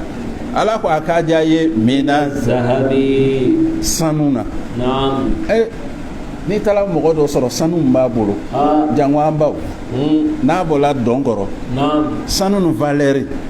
a bɛ dɔ ya mobili sɔngɔ bɔ fo bɛ taa sanu luye dɔ fɛ muso dɔw bɛ sanu bɛ luya fɛ k'a sɔrɔ n'o ka sanu i ka sanu luye mɔgɔ ma i bɛ zaka bɔ a la fo muso y'o faamu non n'i bɛ sanu kɔni feere de n'o bɛ na i b'a di i bɛ zaka de bɔ a la mais n'o tɛ n'i b'i yɛrɛ masiri i tɛ zaka bɔ ala ko sanu ka diya n ye wal fiddati ani waribɛ sefa man diya n ye mɔgɔ an yɛrɛ tɛ mɛn o kan sa an b'a lɔn ala ka min fɔ a b'an lɔn a banna ko al-musa wal khayli ala ko mɔbili yɛrɛ fana ka diya ye kopi mɔbili bɛɛ man diya n ye walahi an b'a fɔ ala ma n ko a ni ce a b'an lɔn e de ma nɛgɛso sɔrɔ nɛgɛso yɛrɛ t'i de bolo dɔw nana ka na Volkswagen d'i ma i tɛ ala fo ko munna a ma kɛ Mercedes a ma kɛ Range quoi i ma ye a bɛɛ ka tɔgɔ lɔ ala ko o de ka diya ye al-khayl musawwama min cɛ ka ɲi tagamase bɛ min na ni mɔbili bɔra dɔrɔn i b'a fɔ il a choisi ala ko dɔrɔn tɛ dɛ wala naami an taara bon anda la fla le fait ani mo mi be comme fla wala ami misika jaye ani sarao ani bao wal harsi mo so comme anu be dugu ba kono note ni bola ni dona e be dona tengere la no fan fe wala ma depuis ma fan fe e be fla che a bola fu mali wasolo na misi ye foko de bere kele ne b'a bolo mala ka mɔgɔ sɔrɔ lɔnina bere kele ne b'a bolo k'o bɔ fo Mali wasolo fo Côte d'Ivoire parce que bin bɛ yɔrɔ min o b'a lɔn kana misi yɛrɛ kɛ a b'a ya bin ɲimi ka ɲɛ kan de b'o da la n'a kumana dɔrɔn saga bɛɛ bɛ taa fankelen misiw bɛ taa fankelen foyi tɛ tunun a ma c'est à dire Ala ko i ɲɛ b'a la ten a ka diya ye de hali ka miliyari 100 jama k'a y'a dabila a t'a dabila ni le ka diya ye Ala b'a fɔ hubuwa a bɛ fɛnw de fɔlɔ ɲɔgɔn kɔ ni le ka diya ye Ala ko walan amini n'i ye sagatigi ye n'i b'i ka so ni wulada sini sɔgɔma sera n'o bɛ taga la 100 ni bɛɛ y'i ta a ka di ye ni wulada sera n'o bɛ nana a ka di ye hubu shahawati minal lan'ami wal harsi ani kafe kakao wal hars ani anakat amanji kuire keleta de plantation nani be ya kuire kelenta de kakao be dola anakat be dola café be dola jibe bo minani evia be dola abe waram no iba nyalo ala ko le kaja e mala bana ala ko de café cacao mobri sanu wargbe muso ala ko ngani mi faye mata ul hayati dunya diɲɛ ɲɛnamaya damu le ye diɲɛ ɲɛnamaya damu i ka mɛn ko karisa damuna a tɛ bɔ nin kɔnɔ karisa bɛ damu na a bɛ nin de kɔnɔ wari de b'a bolo a bɛ ladakamana sow kɔnɔ mɔburu b'a bolo denw b'a bolo a ko nin de ye damu ye o la ala kɛra ka damu farafasi a ko a duniya wa khayru mata'iha imra'atu al mar'atu salihatu Allahu ta'ala ka kira ko diɲɛ ye damu de ye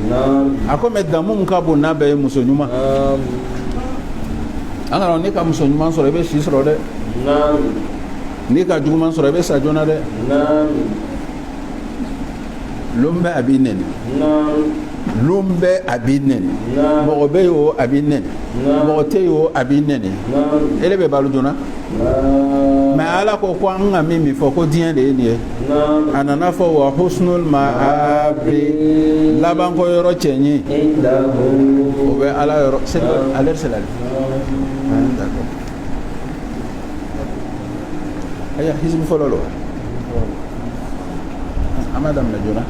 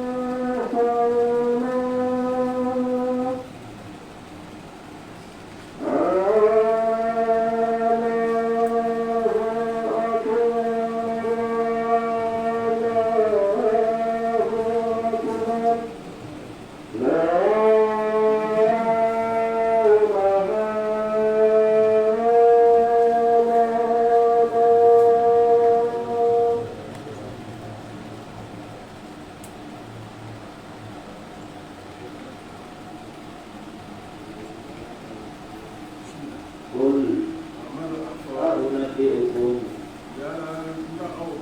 بخير من ذلكم للذين اتقوا عند ربهم جنات تجري الأنهار من تحتها خالدين فيها وأزواج مطهرة ورضوان من الله والله بصير بالعباد الذين يقولون ربنا إننا آمنا فاغفر لنا ذنوبنا وقنا عذاب النار الصابرين والصادقين والخالدين والمنفقين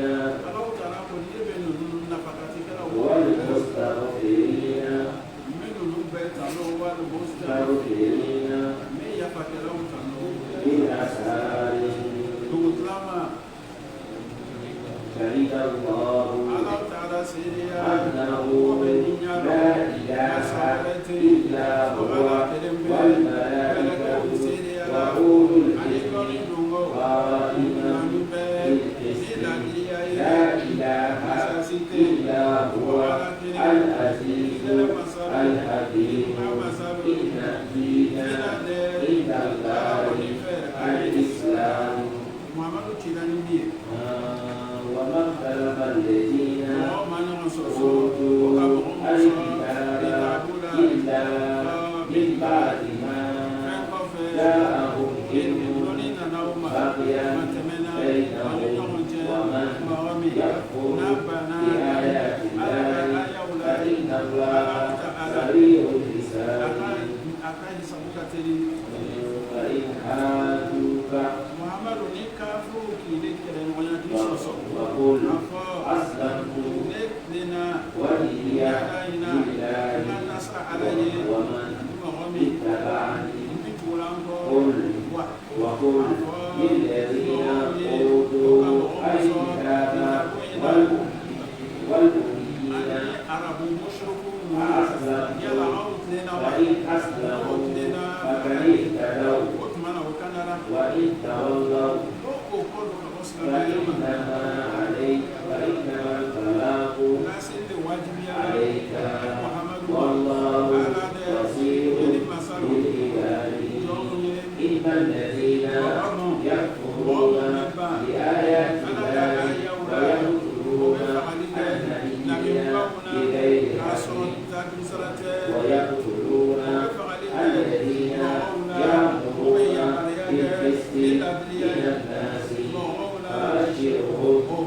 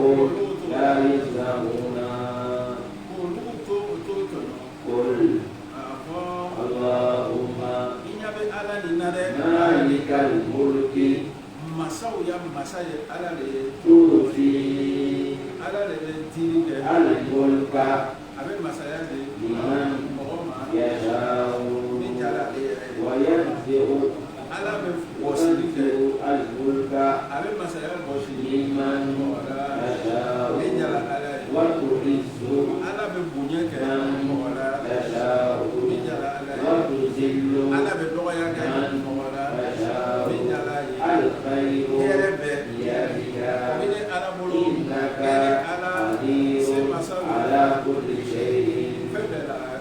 turidu ala de bɛ doni kɛ al-layla ala de bɛ su don bin-nahari tile kɔnɔ wa turidu a bɛ doni kɛ an-nahara bil-layli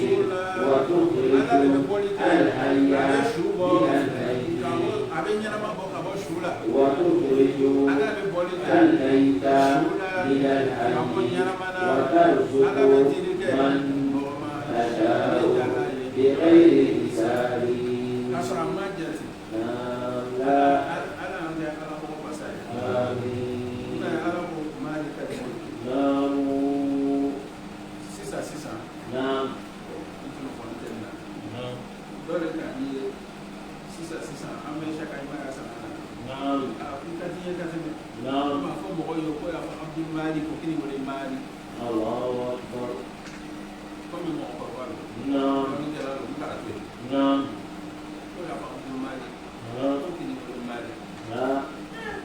nam a daminɛna ne de la la ni n'a samana nam mali n'o samana ha ala tɛ nam dan fɛnw nam mɛ ala ko mali ka mulki komi ni masaw bɛɛ kɛra ɲɔgɔn kan nam masa kelen b'o commandé ha masa min bɛ député tɛ masa ye nam maire tɛ masa ye nam o n'a ɲɔgɔnnaw ministre tɛ masa ye nam o masa nin bɛ tɔgɔ de ko mali nam o bɛɛ y'a masa malikal mulki o de ye président Alassane nam o tɛ ten nam donc ale bɛ kɛ président Alassane tɔgɔ bɛ kɛ Mali nam a tɛ kɛ Mali nam mais sisan nam président Alassane o ha président français o ha olu fana bɛɛ ye président nam olu fana ni k'o bɛɛ kɛ ɲɔgɔn kan baara masa kelen bɛ yen o tɔgɔ ye ko Mali a tɛ fɔ Mali ko Maliki a bɛ fɔ Mali nam maintenant comme ala bɛ fɛ tuma dɔ ala b'a yɛrɛ bila mɔgɔ fɛ ha a ko Malikal mulki masa ninnu yɛrɛ kɛ mara masa nam o de ye ne ye Allahu akbar Malikal mulki i bɛna dɔn ko mɔgɔ sɔn ne mulki ne ala de bɛ mɔgɔ sɔn al mulka